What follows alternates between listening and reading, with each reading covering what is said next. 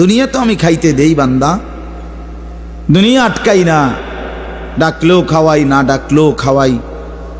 অনুগত, অবাধ্য, ইমানদার, বেঈমান, আমি তো সবাইকেই দুনিয়া রিজিক দিচ্ছি। দেখা কথা বলেন না কেন?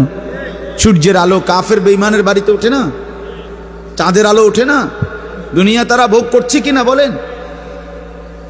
আল্লাহ তাআলা বলে, বান্দা দুনিয়া খাচ্ছ, ভোগ করছো, দুনিয়া নিয়ে মাতলামি করছো, এটারে খুব তৃপ্তির কিছু মনে করো না। দুনিয়া আমি কুত্তারেও খাইতে দেই। ছেলেরা মনে রাখো,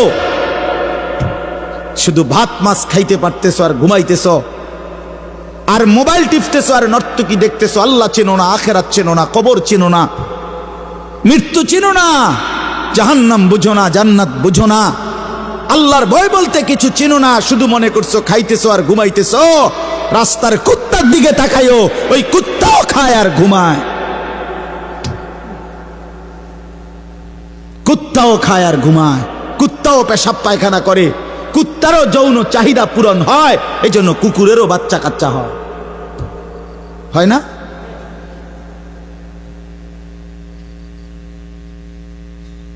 আল্লাহকে কেন ভুলে যাব আমরা? মালিক কেন ভুলে যাব? বানানেওয়ালা ভুলে যায় কিভাবে? একটা সেজদা দিতে মন চায় না, এক ওয়াক্ত নামাজ পড়তে মন চায় না। তুই কোন মানুষের বাচ্চা? তোরে জন্ম দিছে কয়ে? তুই মায়ের পবিত্র দুধের 2 বছর মায়ের পবিত্র দুধের অপমান করলি না ফরমান।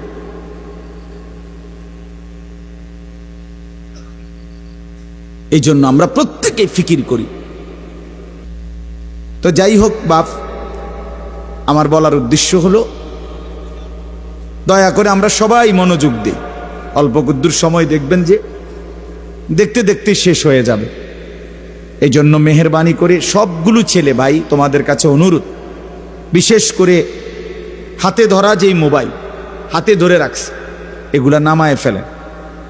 হাতে ধরা মোবাইল এই হাতে ধইরা রেকর্ড করেন, বরং আমাদের চেহারার দিকে তাকাইয়া আল্লাহর ওয়াস্তে 2টা কথা, আল্লাহর কথা মনোযোগ দিয়ে শোনেন, এতে লাভ হবে। দিনের পর দিন, বছরের পর বছর শুনলাম, অথচ কিছুই আমি উপলব্ধি করলাম না। এটা ইনসাফ না। আল্লাহর কথা মানুষের পরিবর্তনের জন্য, এই কোরআনের কথাগুলো আমাদের জিন্দেগি বদলাবার জন্য। মসজিদে জুমার নামাজে প্রত্যেক জুমায় বয়ান হয়, 1 বছরে 52 সপ্তাহ। চিন্তা করে দেখে, একটি বছরে 52 সপ্তাহ, তাহলে 52 সপ্তাহ ইমাম সাহেব আপনাদের জন্য নসিহত করে।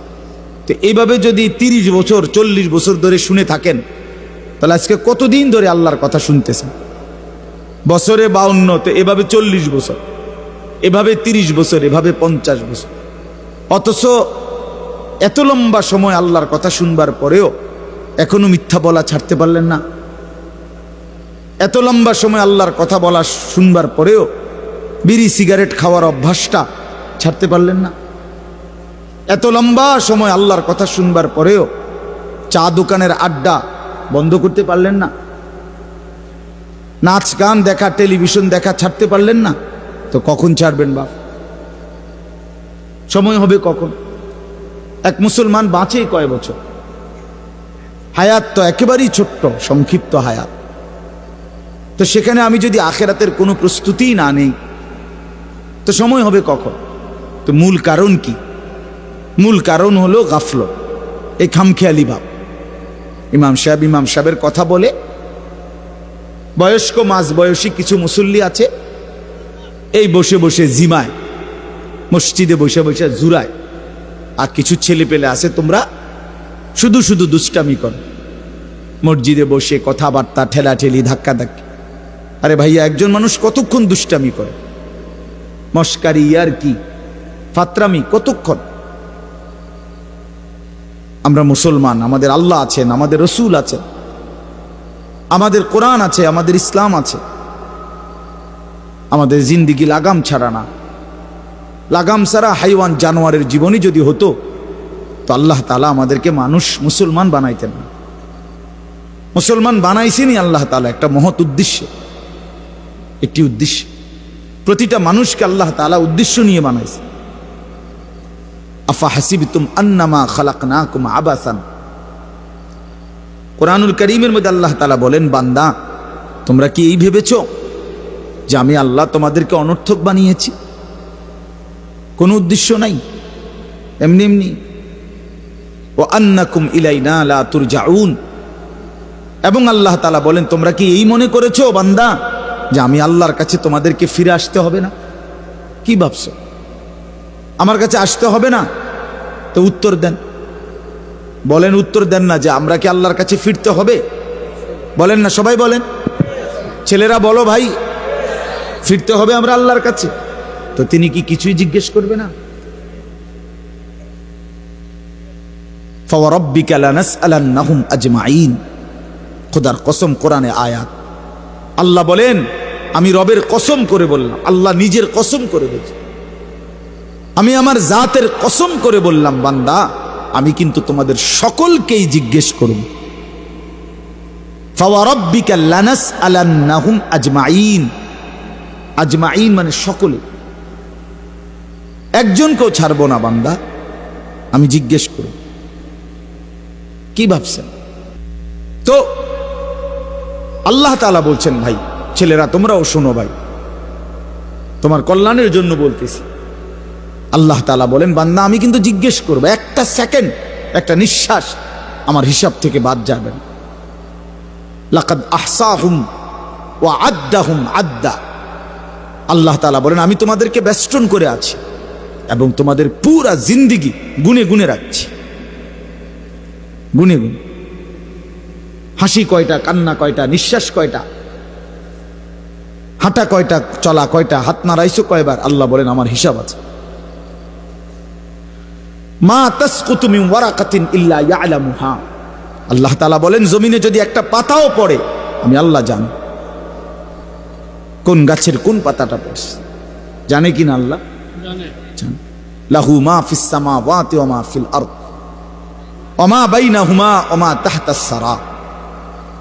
আল্লাহ বলেন, সাত আসমানে যা আমার, সাত জমিনে যা তাও আমার, আসমান ও জমিনের মাঝখানে যা তাও আমার, সাত তবক জমিনের নিচে যা তাও আমার। এই জন্য দোস্ত আমার, বন্ধু আমার, বাপ আমার, ভাই আমার, পর্দার আড়ালের মায়েরাও, আমার জন্য, আপনাদের জন্য, আমরা সবাই এটা বোঝা দরকার, আমাদের জিন্দেগির এক সেকেন্ড ফালতু না। হাসতে হাসতে বলা আর কাশতে কাশতে বলছেন, মস্কারি করে বলছেন আর ঠাট্টা করে বলছেন, ইয়ার কি করে বলছেন, সমস্ত কিছু হিসাব হচ্ছে, হিসাব দিতে হবে।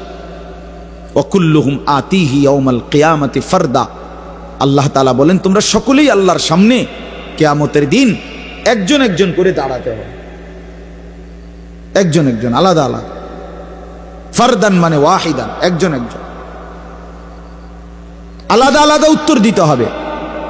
সুম্মা লাতুসআলুন্না ইয়াউমাইদিন আনিন নাঈম, আমার দেওয়া প্রতিটি নিয়ামত সম্পর্কে অবশ্যই আল্লাহ বলেন তোমাদেরকে জিজ্ঞেস করা হবে। হাসরের ময়দানে আছে, আল্লাহ ফেরেশতাদেরকে বলবে, ওয়াকিফুহুম ইন্নাহুম মাসউলুন, আমার বান্দাদেরকে লাইন ধরে দাঁড় করাও, কিফু তাদেরকে থামাও, দাঁড়াও, ইন্নাহুম মাসউলুন, তাদের সকলকেই আজকে জিজ্ঞেস করা হবে। বহু আয়াতে, ওয়া ইম মিনকুম ইল্লা ওয়ারিদুহা, আল্লাহ বলে তোমাদের একজনও এমন হবে না, নবী বলো, রাসূল বলো, আউলিয়া বলো, ইমানদার বলো, নাফরমান বলো, প্রত্যেককেই ফুলসিরাত পার হইতে হবে, পার হইতে হবে প্রত্যেককেই। তার আমল নামার মধ্যে প্রত্যেকে হাতে নিতে হবে, হয় ডান হাতে নয় বাম হাতে, প্রত্যেককেই মিজানের পাল্লার সামনে আসতে হবে তোমার আমল নামা ওজনের জন্য। আল্লাহ তাআলা বলেন, বহু মানুষ তার আমল নামা নিজের জিন্দেগির কর্মকাণ্ড মিজানের পাল্লায় দিবে ওজনের জন্য। আহা, আল্লাহ বলে, কাফের, বেঈমান, নাফরমান, পাপী, ফালা নুকিমু লাহুম ইয়াউমাল কিয়ামাতি ওয়াজনা, সেদিন কিয়ামতের দিন মিজানের পাল্লাতে তাদের সারা জিন্দেগির সমস্ত কর্মকাণ্ডের এক বিন্দু কোনো ওজন আসবে না, 100 গ্রামও হবে না। 100 গ্রাম।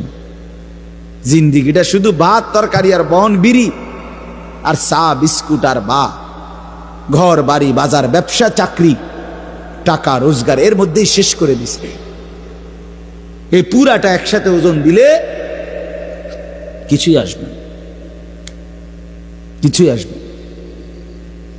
আল্লাহ তাআলা বলেন ফামান সাকুলাত মাওয়াজিনুহু ফাহুয়া ফি ঈশাতির রাদিয়া ওয়া মান খাফফাত মাওয়াজিনুহু ফাউম্মুহু হাওিয়া।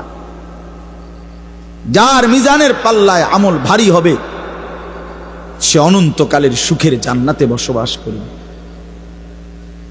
যার আমল নামায় মিজানের পাল্লা আমল নামা হালকা হবে তো সে জাহান্নামের নির্মম ভীষণ আগুনের মধ্যে নিক্ষিপ্ত। এজন্য দোস্ত সবাইরে বলি, শুধু এই এক বেলার ওয়াজ না, আল্লাহর কথা প্রতিদিন মনোযোগ দিয়ে শোনা উচিত। জুমার বয়ান দিল দিয়া শুনবেন। কেন ঘুমাইবেন, কেন জুরাইবেন, কেন দুষ্টুমি করবেন? আল্লাহর কথার সামনে কোরআন শরীফে আছে, সরাসরি আছে। আল্লাহ বলেন আমার কথা যার সামনে বলা হলো অথচ সে তার প্রতি মনোযোগী দিয়ে হলো না, ওমান আযলামু মিম্মান যুক্কিরা বিআয়াতি রাব্বি ফাআরাযা সুম্মা আ'রাযা আনহা। আল্লাহ বলেন আমার কথা যার সামনে পেশ করা হলো অথচ সে তার থেকে বিমুখ, মনোযোগ দিল না, আল্লাহর কসম আল্লাহ বলছে তার চাইতে বড় জালেম আর কেউ নেই।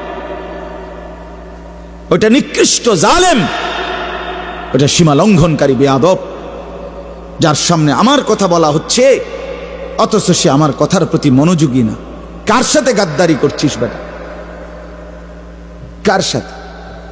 কত বড় মালিকের কালাম, কলিজা ছিঁড়ে যাওয়ার কথা, দিল নড়ে উঠবার কথা। তাকশাইরু মিনহু জুলুদুল্লাযীনা ইয়াখশাউনা রাব্বাহুম। আল্লাহ বলে কোরআন তো আমি এমন নাজিল করেছি আমার ইমানদার বান্দা যখন শুনবে তো তার শরীরের চামড়ার উপরে যেই পশমগুলো আছে সেগুলো দাঁড়ায় যাবে।